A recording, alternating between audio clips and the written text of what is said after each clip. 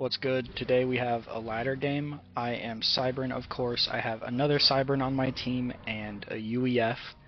I am unranked in 3-on-3. On my team I have a gold 4 and a gold 5. I do not know if gold 5 is better than gold 4, but gold is good. We are up against a UEF, another UEF, and a Seraphim.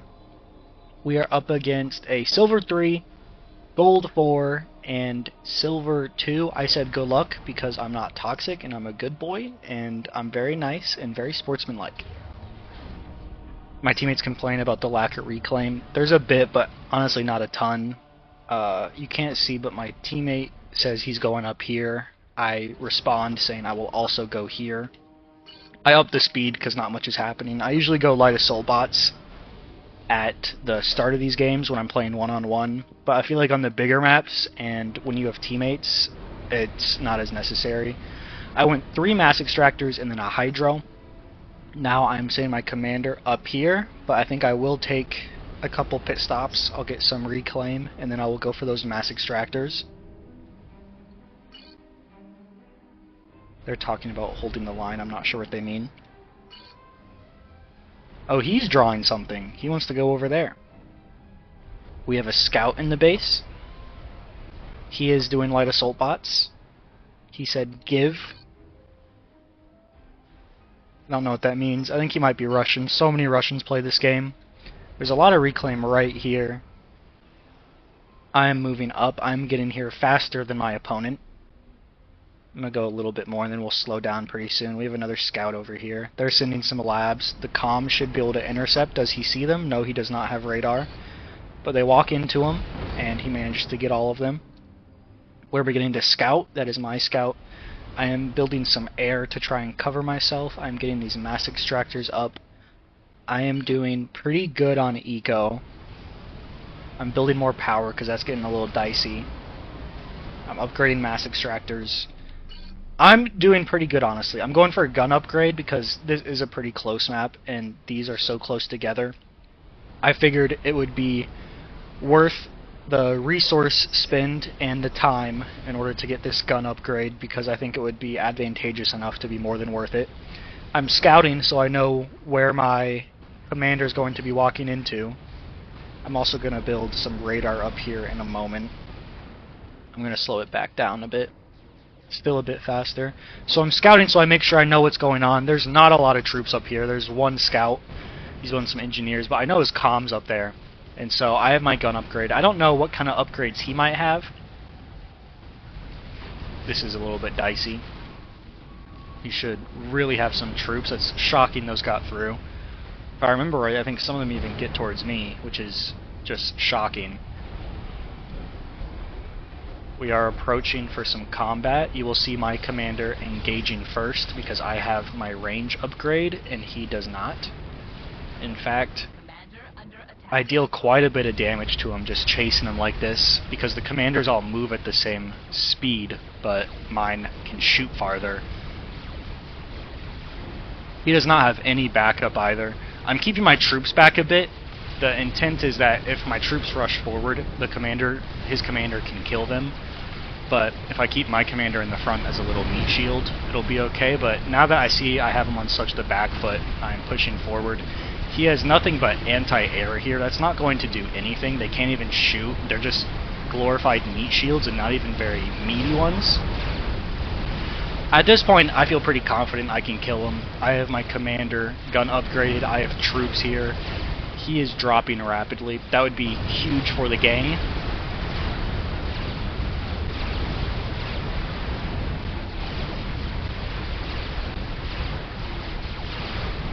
And he is dead. We have full share on. You'll see that we have full share. So his base and his troops and his resources will be maintained by whoever is doing better in the game at that point. So since you see dark red has a higher number here than light red, he got the resources. I'm trying to lob some artillery over. I am getting these mexes, I believe. He has some bombers he's trying to get me. I have anti-air, thankfully. He does start sending quite a few bombers at me. That might be a little bit later. I'm trying to push forward a bit because I know I have the advantage, and I want to try and destroy some of his stuff. Now I have quite a few bombers coming at me.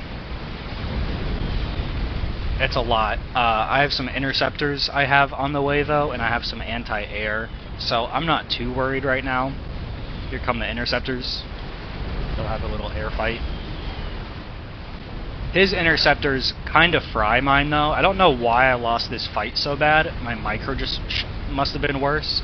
So now I am getting a little bit anxious because he has complete air control.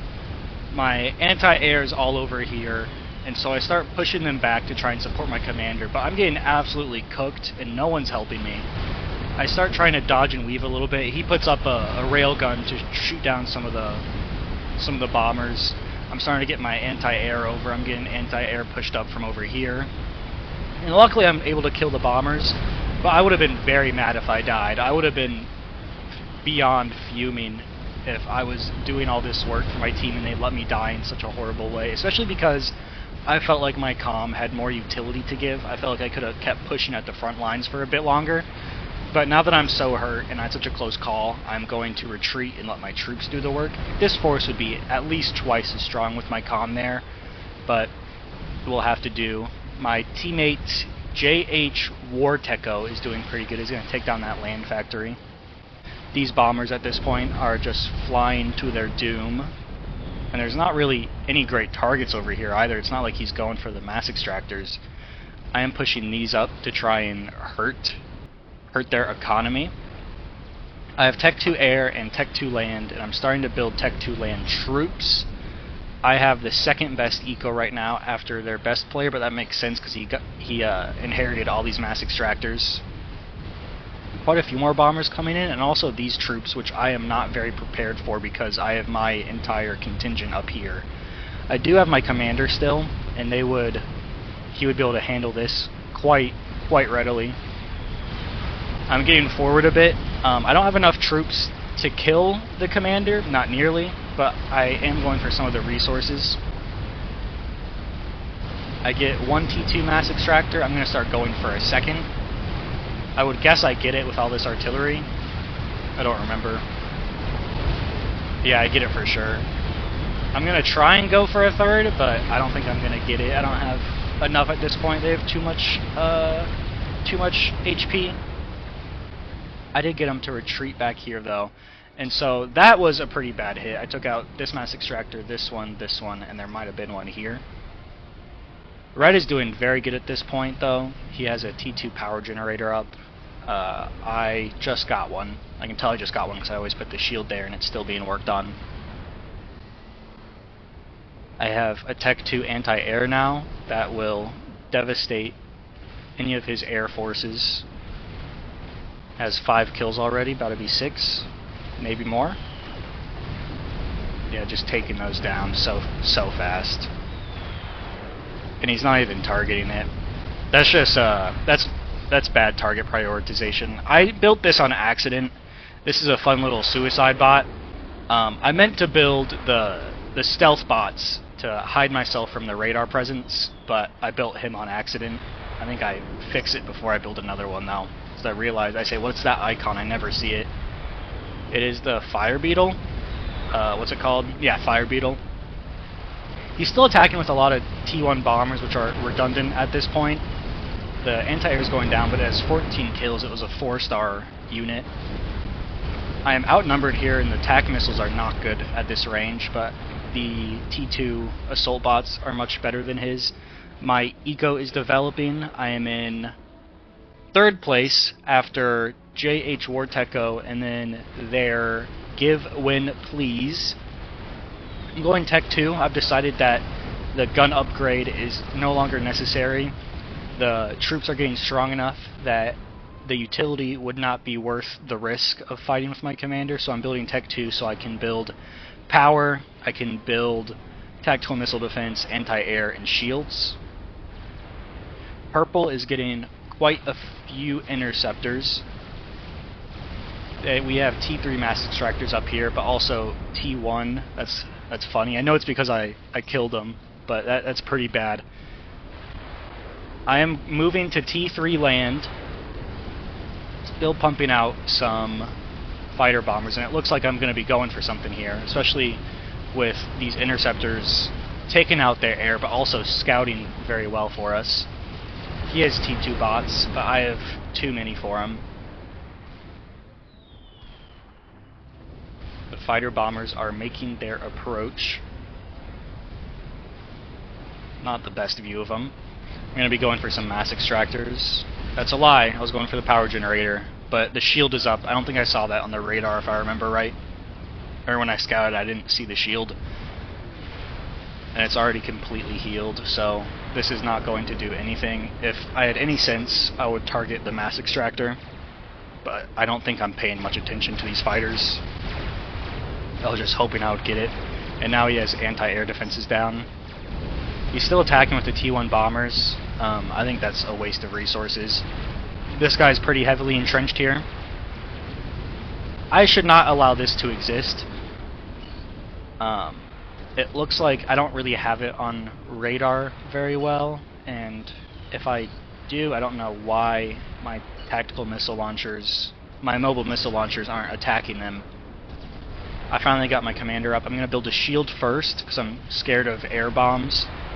I already have tactical missile defense, so that shouldn't be too much of an issue.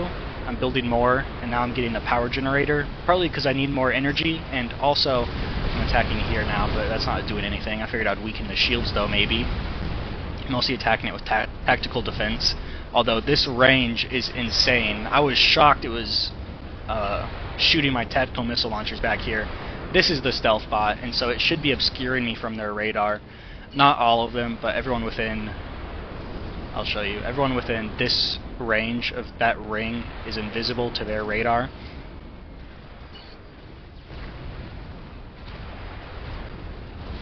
Now it looks like I am going for them. My assault bots, or my heavy tanks, could just decimate this force, but I figure if I have the range advantage, I might as well whittle them away. But what am I attacking here? Did I go for the radar? That sounds like something I would do, but I think the radar was already gone. He got some mass extractors of mine. That's just not a great concession for me to make. I shouldn't have allowed that. I'm going to have to rebuild them. I'm building radar up here because I did not have great visibility from back here. He is pestering pretty bad. He needs to get that shield, or at least the tactical missile defenses. I'm still posturing, but I'm not pushing a lot. In hindsight, I really should have, but I felt like I had the advantage. I was getting T3 up.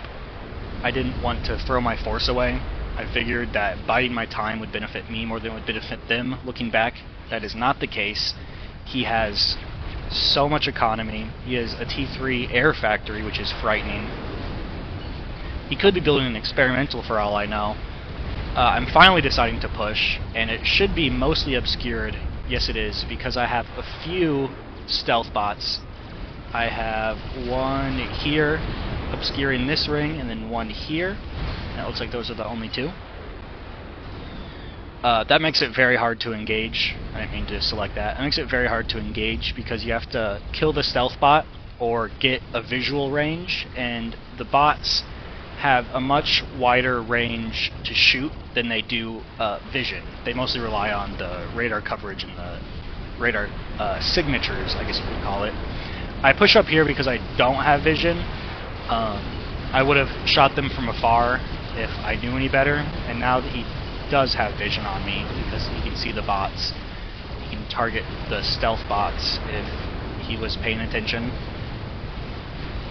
I'm rebuilding these mass extractors with T2. That will benefit my economy.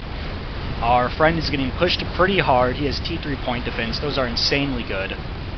That's going to pester him quite a lot. He will need to fall back. He does not have a chance against that. I get my army back here. The idea is to use my mobile missile launchers to launch attacks at his base and use everyone else to defend. He is pushing me. I'm shocked he hasn't had to fall back yet. The mobile missile launchers are actually doing pretty good against this point defense if he continues targeting them. The cyber and missile launchers split apart and still land even after shot down. That is huge for him. Speaking of cyber and mobile missile launchers, You can see even when they're shot down, they split into a few and still land, although with less damage. I realized quickly that I had moved all of my units. I had tried to move all my units up here, and then I did an attack order with my mobile missile launchers. And so the other troops had stayed up here. They don't have enough to wipe out this force, so I will survive with my bots killing his bots and the mobile missile launchers remaining. I am able to get a power generator that's huge. That is huge. Maybe. Nope. Does not move even a little bit of a needle. He is attacking me with bombers now. I have the anti-air, but they will not last forever. I need to continue hurling tactical missiles at him. I think I'm going for the next power generator. I also have some T3 bots up here. They could be able to take this out very easily, but I'm so focused up here. He's building tactical missile defense, but not nearly enough. He should be paying attention over here, honestly. I am pushing up here now. He's attacking with more bombers. The shield's about to go down, and then I should be able to make quick work of the power generator, although he is attacking me pretty badly. That does a lot of damage, though. One more, I think, will do it. Is that big? That did hurt him. Now his power is dropping. I'm also attacking up here. I see his commander with all this point defense, and I start redirecting. I don't have too many bots, and I figure it's not worth going for the kill here. I'm checking his status. I figure it's not worth going for the kill. I figure let's try and get some resources. I was gonna go here, but he has point defense, so I'm going for this power generator, and then I notice the fully developed one, and I say, okay, these troops can die, that's acceptable, I want to destroy this. And I do, and that's actually huge. Let's see, now his power is in the gutter. It destroyed one of his mass extractors as well. He's gonna try and rebuild it, but that is a devastating loss for him.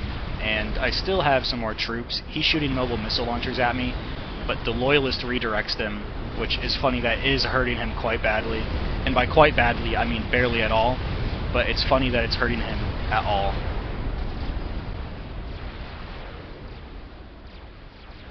I'm pumping out more troops. I have quite a bit of mass now. Now I do have the most mass.